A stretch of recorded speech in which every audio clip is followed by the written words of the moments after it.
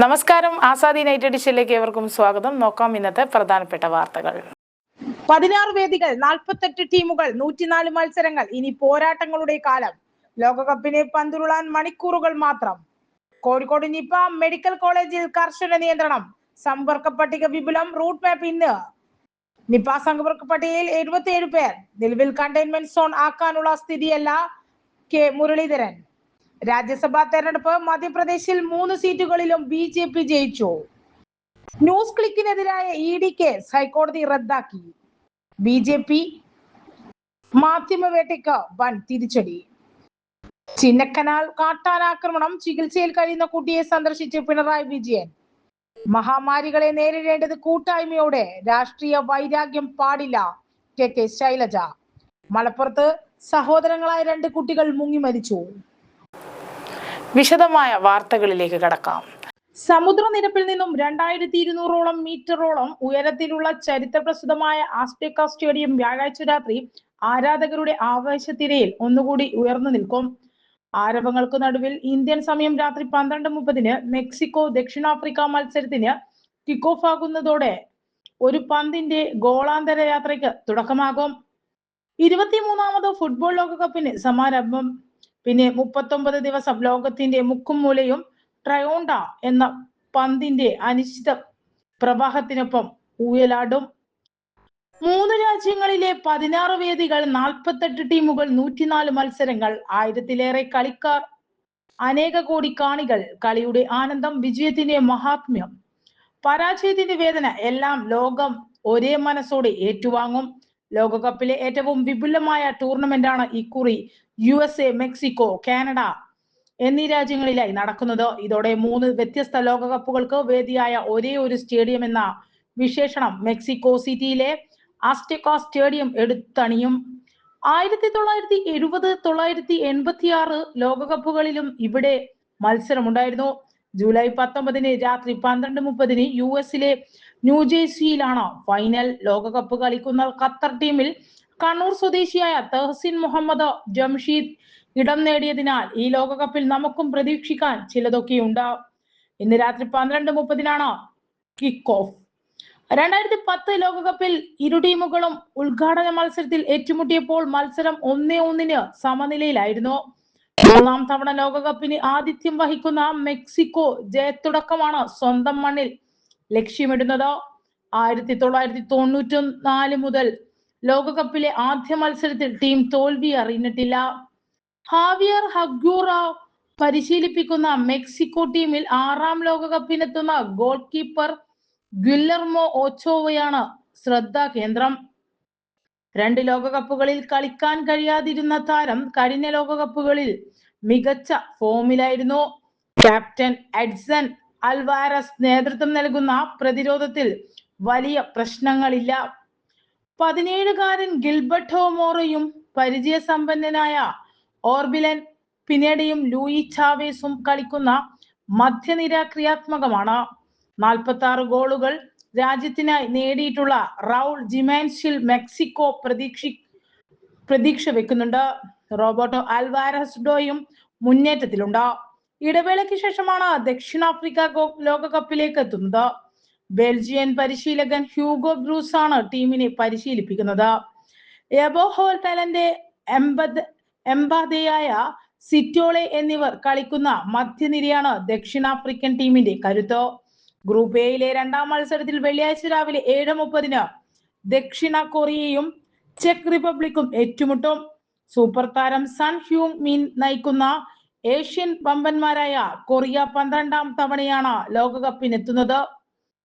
യോഗ്യതാ മത്സരങ്ങളിൽ തോൽവി അറിയാതെ മുന്നേറിയ ഏക ഏഷ്യൻ ടീമാണ് കൊറിയ. 20 വർഷത്തിനു ശേഷമാണ് ചെക്ക് റിപ്പബ്ലിക് ലോകകപ്പിന് യോഗ്യത നേടുന്നത്. മെക്സിക്കോയിലെ സബോനിലുള്ള എസ്റ്റാഡിയോ ഗ്വാദലജര സ്റ്റേഡിയത്തിലാണ് മത്സരം. ലോകകപ്പിൽ ആദ്യമായാണ് ഇരു ടീമുകളും ഏറ്റുമുട്ടുന്നത്. മുൻപ് നേർക്കുനേർ വന്ന 3 മത്സരങ്ങളിൽ ഇരു ടീമുകളും ഓരോ മത്സരങ്ങൾ വീതം ജയിച്ചു. ഒരു മത്സരം സമനിലയായി. കോഴിക്കോട് നിപ മെഡിക്കൽ കോളേജിൽ കർശന നിയന്ത്രണം. സമ്പർക്ക പട്ടിക വിപുലം. റൂട്ട് മാപ്പ് ഇന്ന്.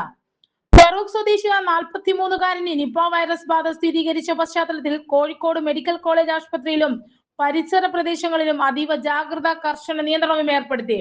ബുധനാഴ്ച രാത്രി 11 മണിയോടെയാണ് അതീവ ഗുരുതരാവസ്ഥയിലിരുന്ന രോഗിയെ സ്വകാര്യ ആശുപത്രിയിൽ നിന്നും മെഡിക്കൽ കോളേജിലെ പ്രത്യേക നിപ്പ ഐസൊലേഷൻ വാർഡിലേക്ക് മാറ്റിയത്. നിലവിൽ വെന്റിലേറ്റർ സഹായത്തോടെയാണ് ഇദ്ദേഹത്തിന്റെ ചികിത്സ തുടരുന്നത്. മെഡിക്കൽ കോളേജ് PRDL ലാബിലെ പ്രാഥമിക പരിശോധനയിൽ നിപ്പ പോസിറ്റീവ് ആയതോടെ സ്രവ സാമ്പിളുകൾ പൂനെ നാഷണൽ ഇൻസ്റ്റിറ്റ്യൂട്ട് ഓഫ് വൈറോളജിയിലാണ് അയച്ചിട്ടുള്ളത്. ഇതിന്റെ അന്തിമ ഫലം ഇന്ന് വൈകുന്നേരത്തോടെ ലഭ്യമാകുമെന്നാണ് കരുതുന്നത്. രോഗിയെ പ്രവേശിപ്പിച്ച ഐസൊലേഷൻ വാർഡിന് സമീപം കടുത്ത സുരക്ഷാ ക്രമീകരണങ്ങളാണ് ഏർപ്പെടുത്തിയിരിക്കുന്നത്. ആശുപത്രിയിലെ സാവിത്രി ദേവി സാബു ബ്ലോക്കിലേക്കുള്ള വഴി പൂർണ്ണമായും അടയ്ക്കുകയും പ്രത്യേക ബാരിക്കേഡുകൾ സ്ഥാപിക്കുകയും ചെയ്തു. വാർഡിന്റെ പരിസര വാഹന പാർക്കിംഗ് പൂർണ്ണമായി നിരോധിച്ചു. ഡിസ്ചാർജ് ആകുന്ന രോഗികൾ ഉൾപ്പെടെയുള്ളവർ ആശുപത്രിയുടെ പ്രധാന ഗേറ്റ് മാത്രമേ ഉപയോഗിക്കാവൂ എന്ന് മെഡിക്കൽ കോളേജ് സൂപ്രണ്ട് അറിയിച്ചു. രോഗബാധിതനായ യുവാവ് കഴിഞ്ഞ ഒരാഴ്ചയായി കടുത്ത പനിയെ തുടർന്ന് കോഴിക്കോട്ടെ വിവിധ സ്വകാര്യ ആശുപത്രിയിൽ OP വിഭാഗങ്ങൾ, ഒരു ഡി അഡിക്ഷൻ സെന്റർ എന്നിവ സന്ദർശിക്കുകയും MRI സ്കാനിംഗ് വിധേയനാവുകയും ചെയ്തിരുന്നു. ഇതിനാൽ തന്നെ ഇതിന്റെ സമ്പർക്ക പട്ടിക വളരെ വിപുലമെന്നാണ് ആരോഗ്യ വകുപ്പിന്റെ വിലയിരുത്തൽ. രോഗിയുടെ വിശദമായ റൂട്ട് മാപ്പ് തയ്യാറാക്കാനും പ്രാഥമിക സമ്പർക്ക പട്ടികയിലുള്ളവരെ കണ്ടെത്താനുമുള്ള ഊർജിത ശ്രമം ആരോഗ്യ വകുപ്പ് ആരംഭിച്ചു. രോഗിയുമായി കടുത്ത സമ്പർക്കം പുലർത്തിയ ബന്ധുക്കൾ, സുഹൃത്തുക്കൾ, വിവിധ ആശുപത്രികളിലെ ജീവനക്കാർ എന്നിവരോട് ഇതിനകം തന്നെ കർശന ക്വാറന്റൈനിൽ പോകാൻ നിർദ്ദേശിച്ചിട്ടുണ്ട്. സാഹചര്യം വിലയിരുത്താൻ രോഗി താമസിക്കുന്ന രാമനാട്ടുകര നഗരസഭ അടിയന്തര അവലോകന യോഗം വിളിച്ചു ചേർത്തു. കോഴിക്കോട്ടെ നിപ സാഹചര്യം വിലയിരുത്താൻ ആരോഗ്യമന്ത്രി K മുരളീധരന്റെ അധ്യക്ഷതയിൽ ഇന്ന് ഉച്ചയ്ക്ക് ഓഫീസിൽ വെച്ച് ഉന്നതതല യോഗം ചേരും. നിലവിൽ ആശങ്കപ്പെടേണ്ട സാഹചര്യമില്ലെന്നും പ്രതിരോധ നടപടികൾ ഊർജിതമാക്കിയിട്ടുണ്ടെന്നും മന്ത്രി വ്യക്തമാക്കി. യുവാവ് അടുത്തിടെ വാടകയ്ക്കെടുത്ത ഒരു ഗോഡൌൺ വ്യക്തിപരമായി വൃത്തിയാക്കിയിരുന്നതായും അവിടെ വവ്വാലുകളുടെ സാന്നിധ്യം ഉണ്ടായിരുന്നതാകാം രോഗബാധിതയുടെ ഉറവിടമെന്നുമാണ് ആരോഗ്യ വകുപ്പിന്റെ പ്രാഥമിക നിഗമനം. പനി, തലവേദന, ശ്വാസതടസ്സം, മസ്തിഷ്ക ജ്വര ലക്ഷണങ്ങൾ എന്നിവയുള്ളവർ ഉടനടി ആരോഗ്യ പ്രവർത്തകരെ വിവരമറിയിക്കണമെന്നാണ് ജില്ലാ ഭരണകൂടം നിർദ്ദേശിച്ചത്. രാജ്യസഭാ തെരഞ്ഞെടുപ്പ് മധ്യപ്രദേശിൽ 3 സീറ്റുകളിലും BJP ജയിച്ചു. ഭോപ്പാൽ മധ്യപ്രദേശിലെ രാജ്യസഭാ തെരഞ്ഞെടുപ്പിൽ 3 സീറ്റുകളിലും BJP സ്ഥാനാർത്ഥികൾ എതിരില്ലാതെ തെരഞ്ഞെടുക്കപ്പെട്ടതായി പ്രഖ്യാപിച്ച ഇലക്ഷൻ കമ്മീഷൻ. രജനീഷ് അഗർവാൾ, തരുൺ ചുഗ്, മഹേഷ് കേവത് എന്നിവരാണ് തെരഞ്ഞെടുക്കപ്പെട്ട BJP സ്ഥാനാർത്ഥികൾ. നാമനിർദ്ദേശ പത്രിക പിൻവലിക്കാനുള്ള സമയപരിധി അവസാനിച്ചതിനാലും മറ്റു മത്സരാർത്ഥികൾ ആരും ഇല്ലാത്തതിനെ തുടർന്നുമാണ് 3 BJP സ്ഥാനാർത്ഥികളും തെരഞ്ഞെടുക്കപ്പെട്ടതെന്ന് റിട്ടേണിംഗ് ഓഫീസർ അറിയിച്ചു. വിജയിച്ച സ്ഥാനാർത്ഥികൾ അവരുടെ തെരഞ്ഞെടുപ്പ് സർട്ടിഫിക്കറ്റുകൾ കൈപ്പറ്റുകയും ചെയ്തു. കോൺഗ്രസ് സ്ഥാനാർത്ഥി മീനാക്ഷി നടരാജന്റെ നാമനിർദ്ദേശ പത്രിക സൂക്ഷ്മ പരിശോധനയ്ക്കിടെ തള്ളിയതിനെ തുടർന്നാണ് 3ാമത്തെ സീറ്റും BJP നേടിയത്. അതേസമയം മീനാക്ഷി നടരാജന്റെ നാമനിർദ്ദേശ പത്രിക തള്ളിയതിനെതിരെ കോൺഗ്രസ് സുപ്രീം കോടതിയെ സമീപിച്ചു. മീനാക്ഷിക്കെതിരെ ക്രിമിനൽ കേസ് ഉണ്ടെന്ന ആരോപണത്തിലാണ് പത്രിക റിട്ടേണിംഗ് ഓഫീസർ തള്ളിയത്. ജൂൺ 18-നാണ് മധ്യപ്രദേശിലെ രാജ്യസഭാ തെരഞ്ഞെടുപ്പ്. 3 സീറ്റുകളിൽ എതിരില്ലാതെ തെരഞ്ഞെടുക്കപ്പെട്ടതോടെ ഇനി 24 സീറ്റുകളിലേക്കായിരിക്കും മത്സരം. ന്യൂസ് ക്ലിക്കിനെതിരായ ED കേസ് ഡൽഹി ഹൈക്കോടതി റദ്ദാക്കി. BJP മാധ്യമവേട്ടയ്ക്ക് വൻ തിരിച്ചടി. ന്യൂസ് ക്ലിക്കിനെതിരെ ED കേസ് ഹൈക്കോടതി റദ്ദാക്കി. ന്യൂസ് ക്ലിക്കിനും സ്ഥാപകൻ പ്രബീർ പുർഗയസ്തയ്ക്കുമെതിരെ മോദി സർക്കാരും BJPയും കെട്ടിച്ചമച്ച കേസുകൾ ഡൽഹി ഹൈക്കോടതിയാണ് റദ്ദാക്കിയത്. വ്യാജ ആരോപണത്തിൽ ഉന്നയിച്ചു ഡൽഹി പോലീസും എൻഫോഴ്സ്മെന്റ് ഡയറക്ടറേറ്റുമാണ് കള്ളക്കേസുകൾ ചമച്ചത്. ഡൽഹി പോലീസിന്റെ സാമ്പത്തിക കുറ്റകൃത്യ വിഭാഗത്തിന്റെ FIR-ഉം EDയുടെ ECIR-ഉമാണ് ജസ്റ്റിസ് നീന ബൻസാൽ കൃഷ്ണ റദ്ദാക്കിയത്. മോദി സർക്കാരിന്റെ കൊള്ളരുതായ്മയ്ക്കെതിരെ തെളിവ് സഹിതം വാർത്തകൾ നൽകുന്ന സ്വതന്ത്ര മാധ്യമ സ്ഥാപനമായിരുന്നു ന്യൂസ് ക്ലിക്ക്. ഇതിന് പിന്നാലെയായിരുന്നു ന്യൂസ് ക്ലിക്കിനെതിരെ അന്വേഷണ ഏജൻസികളെ ഉപയോഗിച്ചുള്ള പ്രതികാര നടപടി. വിദേശത്തു നിന്നും പണം സ്വീകരിച്ചാൽ ഫെമ ചട്ടലംഘനം നടത്തിയെന്നും ചൈനീസ് മാധ്യമ സ്ഥാപനവുമായി അടുത്ത ബന്ധമുള്ള അമേരിക്കൻ പൗരനിൽ നിന്നും പണം സ്വീകരിച്ചുവെന്നതായിരുന്നു പ്രധാന ആരോപണം. എന്നാൽ പോലീസിനോ EDക്കോ കേസിൽ ഒരു തെളിവ് പോലും ഹാജരാക്കാൻ സാധിച്ചില്ല. ക്രിമിനൽ ഗൂഢാലോചന, കള്ളപ്പണ നിരോധന നിയമപ്രകാരമുള്ള കുറ്റകൃത്യം എന്നിവയ്ക്കും തെളിവില്ല. കേസ് തുടരുന്നത് നിയമ നടപടികളുടെ ദുർവിനിയോഗമാണ്. പ്രവീറിന്റെ ക്രിമിനൽ ഗൂഢാലോചന എന്താണെന്ന് EDക്ക് വിശദീകരിക്കാൻ പോലും കഴിഞ്ഞിട്ടില്ലെന്ന് കോടതി രൂക്ഷമായ ഭാഷയിൽ വിമർശിച്ചു. BJPയുടെ വർഗീയ വിദ്വേഷ പ്രചരണം തുറന്നു കാട്ടിയതിന്റെ പേരിൽ 6 വർഷമായി BJP പ്രബറിനെ വേട്ടയാടുകയായിരുന്നു. ഇടതുപക്ഷത്തോട് ആഭിമുഖ്യമുണ്ടെന്നതും രാജ്യത്തെ പിടിച്ചു കുലുക്കിയ കർഷക പ്രക്ഷോഭം ഉൾപ്പെടെ വസ്തുതാനിഷ്ഠമായി റിപ്പോർട്ട് ചെയ്യുന്നതെന്നും BJP ചൊടിപ്പിച്ചു. പ്രബീറിന്റെയും സഹപ്രവർത്തകരുടെയും വീടുകളിൽ തുടരെ റെയ്ഡ് നടത്തി. പ്രബീറിനെ കുടുംബത്തെയും തടഞ്ഞു വെച്ചു.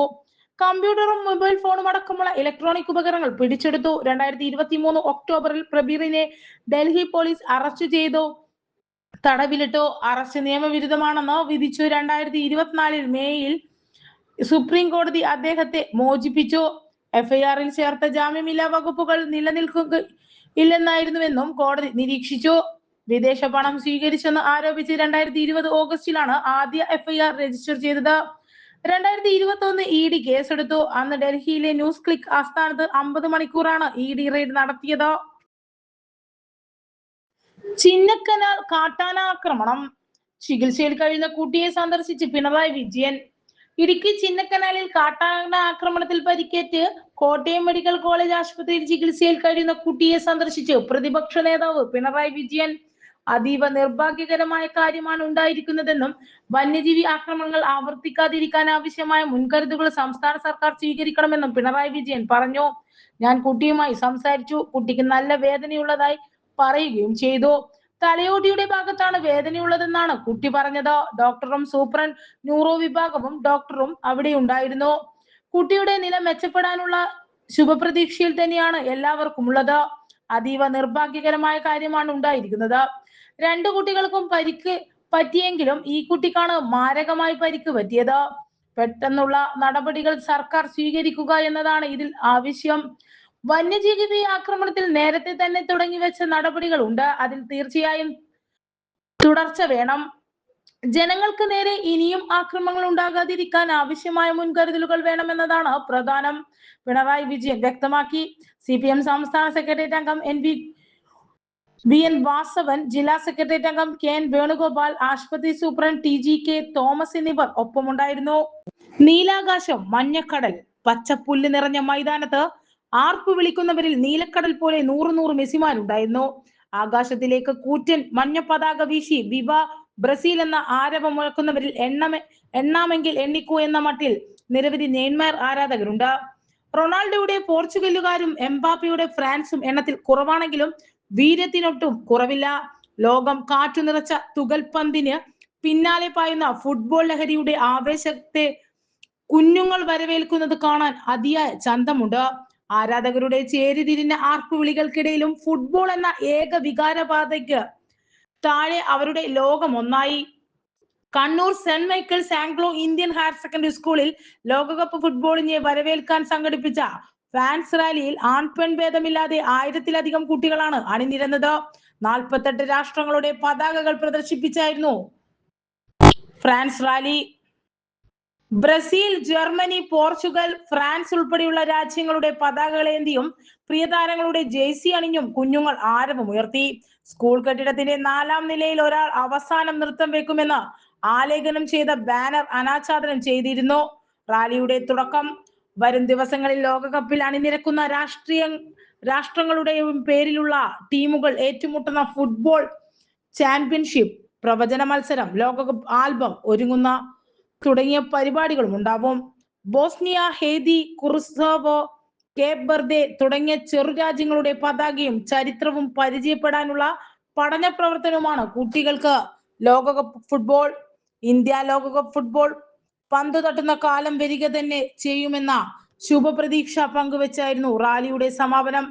Principal Sunil Sebas, headmaster father Tomson Antony, manager father Raju Augustine എന്നിവർക്ക് ഫുട്ബോൾ കൈമാറിയാണ് റാലി ഉദ്ഘാടനം ചെയ്തത്.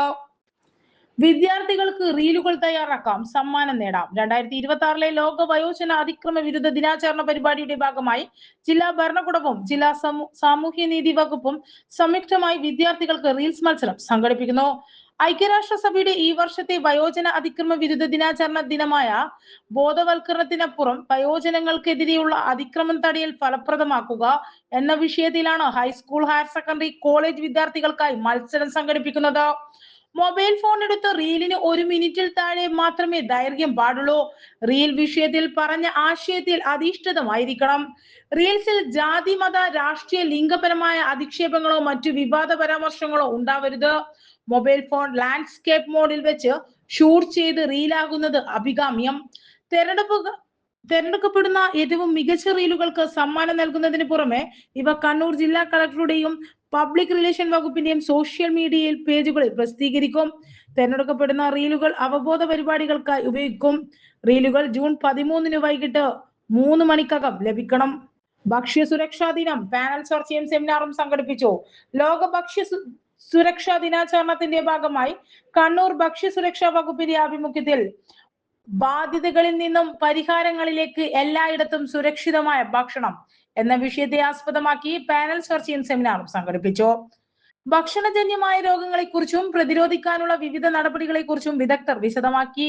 കണ്ണൂർ ഭക്ഷ്യസുരക്ഷ assistant commissioner Sangeeth S panel ചർച്ചയ്ക്ക് നേതൃത്വം നൽകി.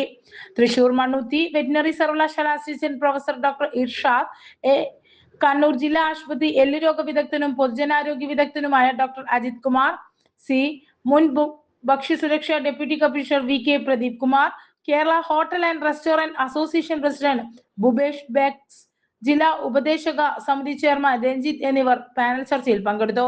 വിവിധ മേഖലകളിലെ തൊഴിലാളികളും സർസേദ് കോളേജ് വിദ്യാർത്ഥികളും ഗവൺമെന്റ് ഓഫ് സ്കൂൾ നഴ്സിംഗ് വിദ്യാർത്ഥികളും സന്നിധരായി. ഭക്ഷ്യ സുരക്ഷ nodal officer doctor Vishnu S Jaji, junior superintendent M Srinivasan എന്നിവർ സംസാരിച്ചു. പാനൽ ചർച്ചയ്ക്ക് ശേഷം ഭക്ഷ്യസുരക്ഷാ ഓഫീസർ യമുന കുര്യൻ റിപ്പർട്സ് യൂട്ട്സ് കുക്കിംഗ് ഓയിൽ എന്ന വിഷയത്തിൽ സംസാരിച്ചു. മലപ്പുറത്ത് സഹോദരങ്ങളായ 2 കുട്ടികൾ മുങ്ങി മരിച്ചു. മലപ്പുറം അരീക്കോട് സഹോദരങ്ങളായ 2 കുട്ടികൾ മുങ്ങി മരിച്ചു. 4ാം ക്ലാസ് വിദ്യാർത്ഥി അഫിയ, 3ാം ക്ലാസ് വിദ്യാർത്ഥി അഫ്നാൻ എന്നിവരാണ് മരിച്ചത്. സ്കൂളിൽ നിന്നെത്തിയതിനു ശേഷം സമീപത്തുള്ള കുളത്തിൽ കുളിക്കാൻ പോയതായിരുന്നു കുട്ടികൾ. ഏറെ നേരമായിട്ടും തിരിച്ചെത്താതിനെ തുടർന്ന് വീട്ടുകാർ നടത്തിയ അന്വേഷണത്തിലാണ് കുട്ടികളെ മരിച്ച നിലയിൽ കണ്ടെത്തിയത്. മൃതദേഹം മഞ്ചേരി മെഡിക്കൽ കോളേജിലേക്ക് മാറ്റിയതായാണ് വിവരം. ലോകകപ്പ് ഫുട്ബോൾ സൃഷ്ടികൾ അയക്കാം. ലോകകപ്പ് ഫുട്ബോളിന്റെ ഭാഗമായി സ്പോർട്സ് ചിത്രരചന, സ്പോർട്സ് കഥ, സ്പോർട്സ് കവിത, സ്പോർട്സ് ലേഖനം എന്നിവയിൽ സൃഷ്ടികൾ ക്ഷണിക്കുന്നു. കണ്ണൂർ APJ അബ്ദുൽ കലാം ലൈബ്രറിയുടെ ഡിജിറ്റൽ പതിപ്പിലാണ് സൃഷ്ടികൾ പ്രസിദ്ധീകരിക്കുക.